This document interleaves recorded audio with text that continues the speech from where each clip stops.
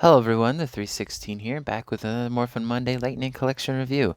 This time, I got the Wave 11 Dino Charge Pink Ranger, originally retailed for $24.99.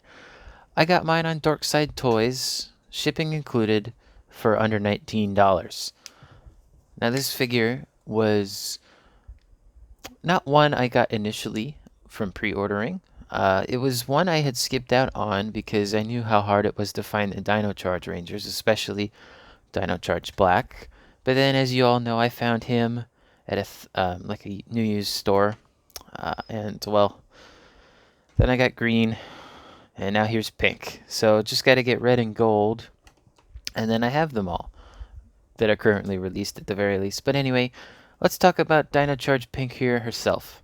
Let's go ahead and start off with the accessories. So first of all, this figure is basically entirely newly molded except for the blaster and the effect piece. Basically everything else, as far as I'm aware here, is brand new molds. And before I forget, forgot I had a figure I wanted to take a look at next to her in a bit. But anyway, enough of that. Let's go ahead and take a look at the accessories. So you got here the Dino Charge Morpher, as well as an effect piece for it, which it looks okay. I still actually prefer the probably Dino Charge Green adaptation of this Morpher here. It almost has like a very slight red or orangish tint to it. It's not super bright like it should be, but you know, it's mildly painted. It's an understatement. It's only painted on one side as well. At least they get the black strip at the top and some of the detailing on the side here. And then here's the effect piece that came with Dino Charge Black, but this time it's in a kind of translucent, speckled green color. It's hard to capture on film here, but there you go. I think that's a pretty good look. It is a little bit brighter in person. On camera it looks a little darker, but you can kind of see all the speckles and sparkles in there.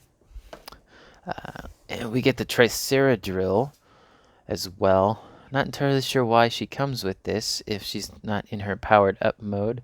Mine has a little bit of paint chipping on the drill itself, but you know, it's a decent little accessory. You know, it's blank on the back as well. And that just fits in her holding hands pretty easily. Speaking of hands, we got a right-fisted hand and a left karate chop hand, which is shown on the back of the box there.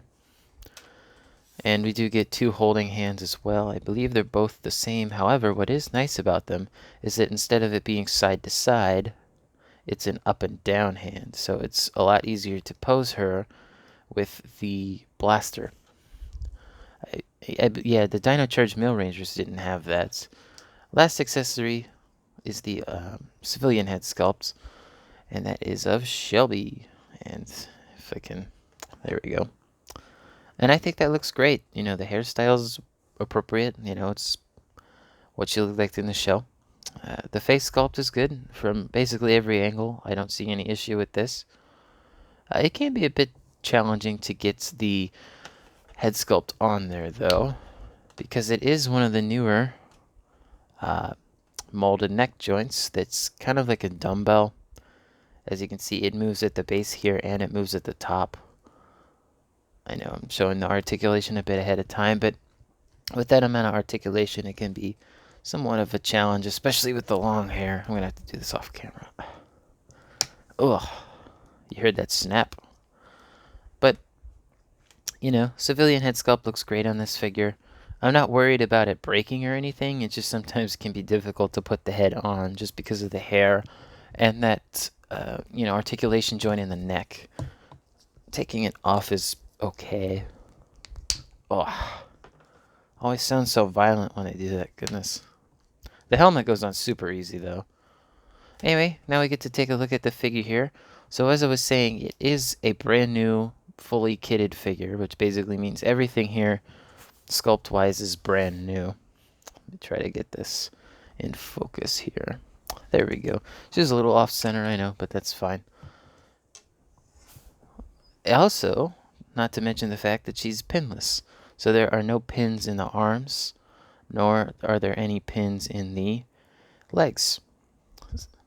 It's kind of weird seeing a figure without pins, like especially a female figure because of how small the arms are in comparison to the male figures.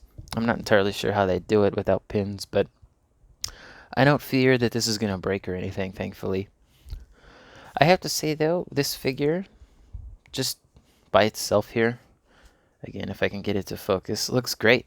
You know, the helmet sculpt is the right shape, it's the right size, it's painted well. Mine is slightly off on the silver tricera horns there, but it's not really that noticeable, especially looking dead on. They even got the green on the eyes painted there, really nice. He also got the tricera tops on the torso there, which is again painted nice. It's also got that weird extra like square bit on their outfit. I don't know if that's in Dino Charge Purple, the female Dino Charge Purple, but if it is, then this will be an easy remold. There's the buckle, which is correct with the black in the background and the silver as the logo. The skirt does have those two lines like the Mighty Morphin like show skirt does, but in the toy form of Mighty Morphin Pink, it doesn't have those two lines. So I find it interesting they gave her the two lines but not Mighty Morphin Pink. The back of the figure is also pretty well painted. It's what you'd expect. Got the yellow triangles, the silver, and the legs are basically unpainted, but that's okay because there's really not a lot of paint down here anyway. It's just the silver on the tops of the boots here. I think that's just about it for the figure, but I do want to take a few comparisons with her. First of all, let me get the aforementioned Mighty Morphin Pink here, and this is the 2-pack release version.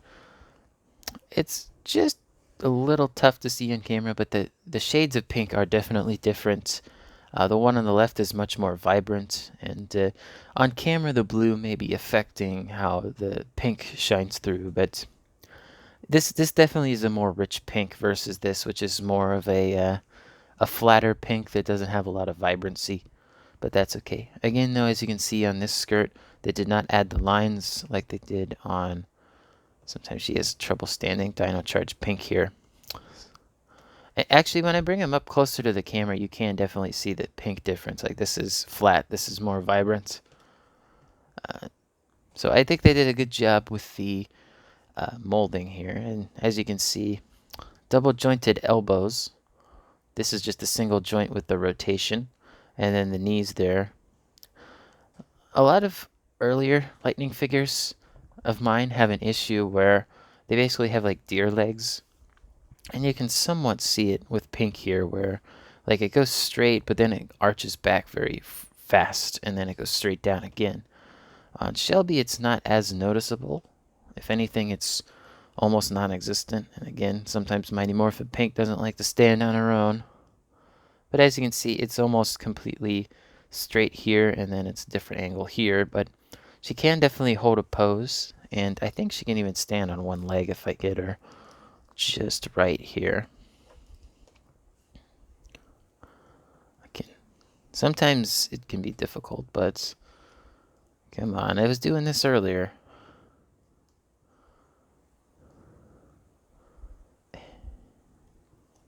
I'll get it, guys. I'll get it. Don't worry.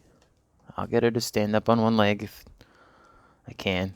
Alright, I am using my thumb to hold it up, but you get the idea. Speaking of articulation, as I was saying, she does have the new double jointed elbows and the new neck joint. She also has the, let me see if I can move the skirt out of the way here. She does have the drop down legs, where as you can see, it can move up and down, and that works for both legs. So really nice new articulation there. Otherwise, everything else is the same. It's got the butterfly joints. It's got all the swivels you need. Hands are the exact same pretty much, although they are not painted silver on the back. That's really the only missing paint detail on this particular figure that I noticed. Truthfully, I'd rather have everything else painted besides the hands, especially if you're going to be changing out the hands on a consistent basis.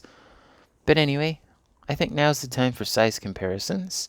So, the aforementioned Mighty Morphin Pink. Let's go ahead, grab my ruler. Almost forgot. And she does have her legs splayed a little bit. She's just shy of 6 inches.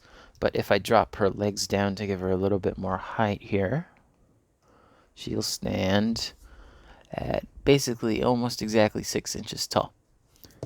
That's the only female figure I have around here, I think. Yeah, alright. So there's another Pink Ranger for you. Now, I did show these other figures earlier as well. We got Dino Charge Green, and he is using a stand, so he's going to look a little taller. And then Dino Charge Black. They look good together.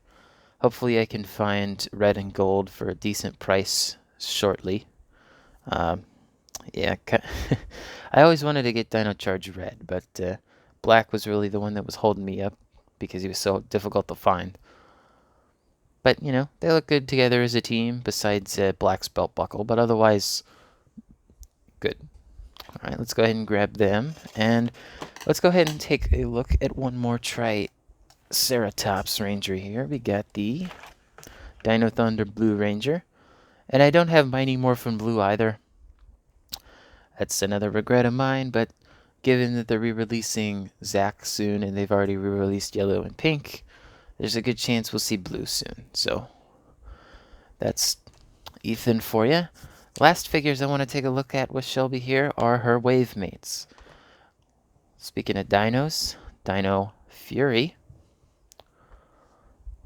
Zeo Cog, if I can get him to stand up right, and my Wild Force Silver Ranger. And there you go.